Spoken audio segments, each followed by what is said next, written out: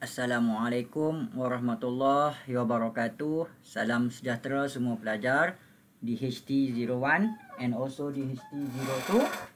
We are going to learn about the speciation on this lesson. Pada video yang lepas, you all dah belajar what is mean by speciation. Speciation is about how a new species is evolved from the pre-existing species. So saya suka perkataan evolve itu dinyatakan. So you know already that how does a new species is evolve.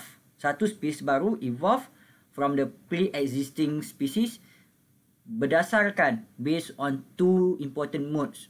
The first mode adalah kita namakan sebagai allopatric and the second mode adalah sympatric. Dalam kedua-dua mode ini dilakukan bagi menjana kehadiran spesies baru, dia memerlukan beberapa proses utama yang boleh menghalang gene flow untuk berlaku. Ada beberapa proses utama yang akan dilaksanakan bagi menghalang gene flow. Kamu faham tak perkataan gene flow? Gene flow ni bermaksud satu-satu allele itu dapat dipindahkan antara satu spesies dan juga kepada satu lagi generasi.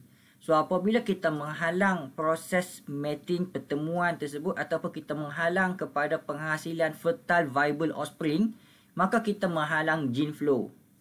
So proses di mana lead to the speciation ni berlaku melibatkan 4 proses utama. Yang pertama adalah reproductive isolation.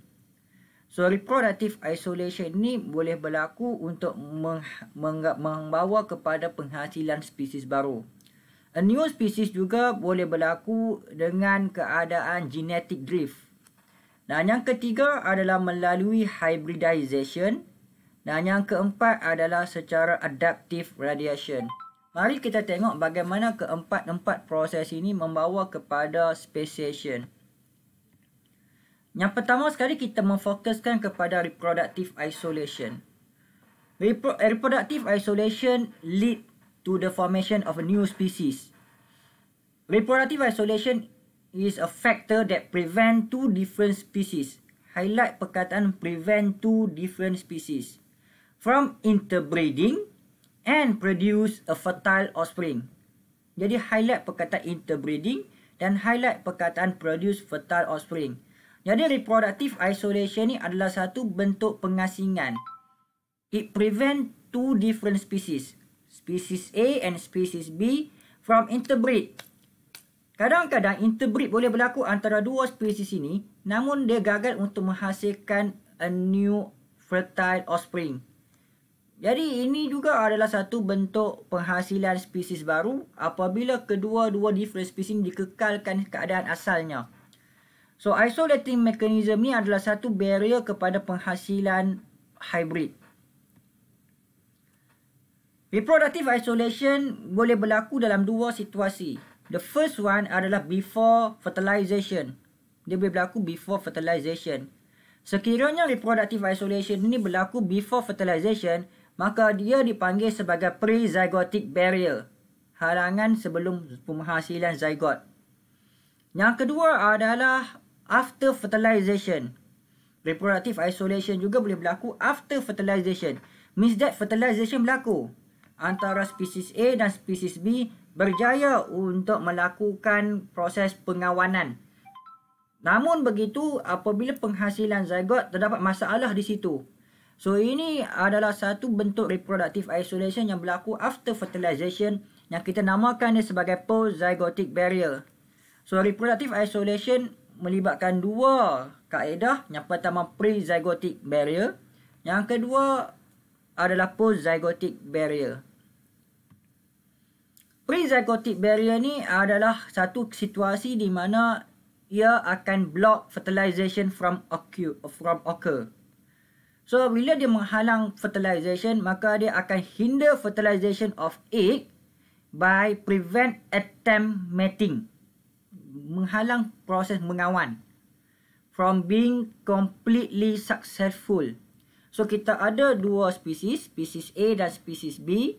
Sekiranya spesies A dan spesies B ni dapat mengawan, ya, fertilization berlaku dan dia menghasilkan fertile viable offspring, maka spesies A dan spesies B ni kita consider sebagai satu spesies yang sama. Jadi dia bukan speciation. Namun begitu, sekiranya kita nampak this is blue color bird and then this is blue color bird, nampak hampir sama. Namun blue color bird A dan blue color bird B gagal untuk mating. Ya, dia gagal untuk mating. Dan disebabkan itu dia tak dapat melakukan proses fertilization, maka kita boleh faham bahawa spesies bird biru dan spesies bird biru B ini adalah different species walaupun nampak sama. So ini kita panggil reproductive isolation is established. Berbeza dengan post-zygotic barrier. Post-zygotic barrier ini contribute to the reproductive isolation after hybrid zygote is formed. So maksudnya hybrid zygote ni berjaya dihasilkan.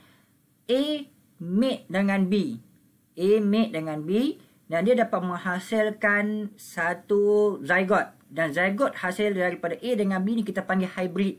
Sebab dia adalah kacukan. Hybrid zygote. Namun, hybrid zygote yang terhasil ni adalah fail to develop into viable and fertile. Jadi zygote yang terhasil ni tak viable. Viable ni maksudnya dia adalah satu situasi yang lemah. Dan dia boleh mati. Dan sekiranya dia dapat hidup pun, dia adalah satu zygote yang infertile, yang sterile, ya.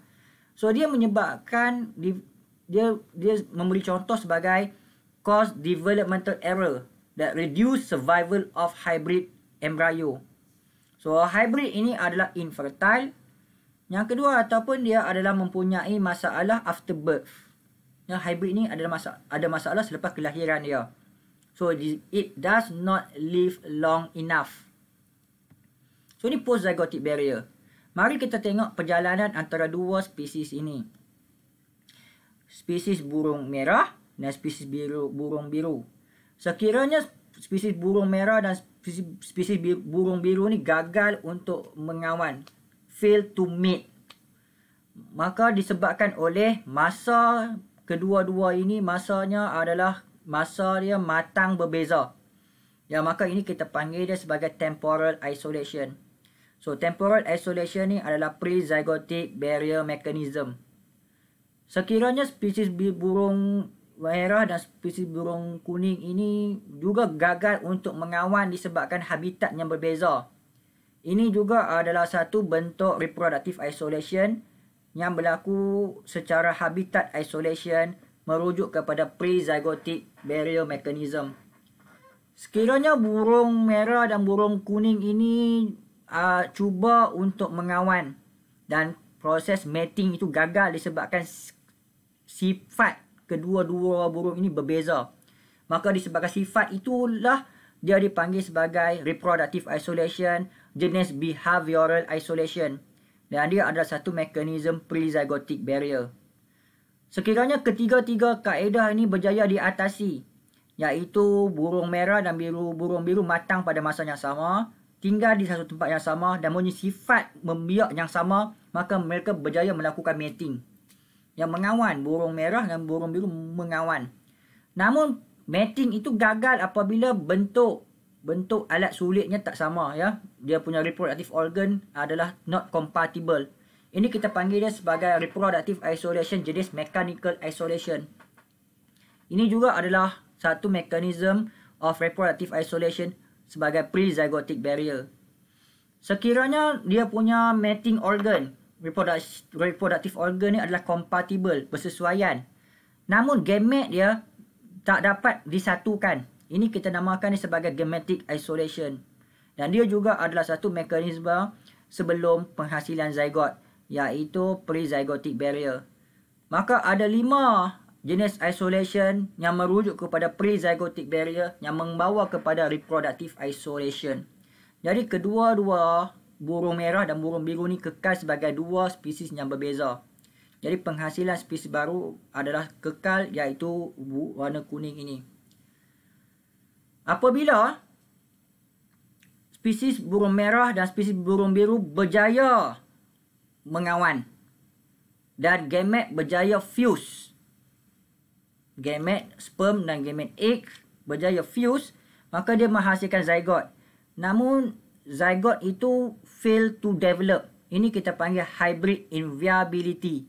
Hybrid inviability ni adalah satu reproductive isolation yang berlaku selepas penghasilan zygote melibatkan post-zygotic barrier mechanism. Sekiranya burung merah dan burung biru ini mengawan dan dia berjaya melakukan fertilization menghasilkan zygote. Zygote juga survive, namun zygote itu sterile.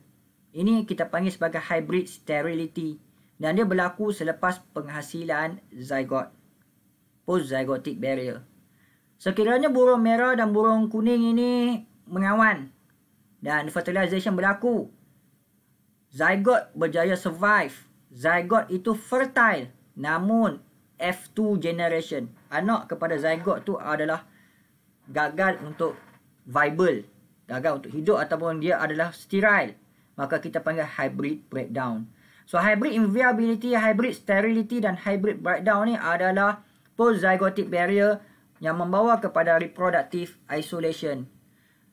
Jadi sekiranya kesemua ni berjaya diatasi, ya, maka kedua-dua burung ini, burung merah dan burung kuning ini adalah kita anggap dia sebagai satu spesies yang sama. Maka reproductive isolation tidak berlaku. Maka reproductive isolation tidak membawa kepada penghasilan spesies baru. So fahamkan kaedah yang kita bincangkan pada hari ini, ya. So nanti kita akan bincangkan dengan lebih lanjut tentang kesemua habitat isolation ini dalam soalan-soalan yang kita kemukakan. Kamu boleh baca, ya. Jadi, Assalamualaikum warahmatullahi wabarakatuh. Dan salam sejahtera semua. Bye.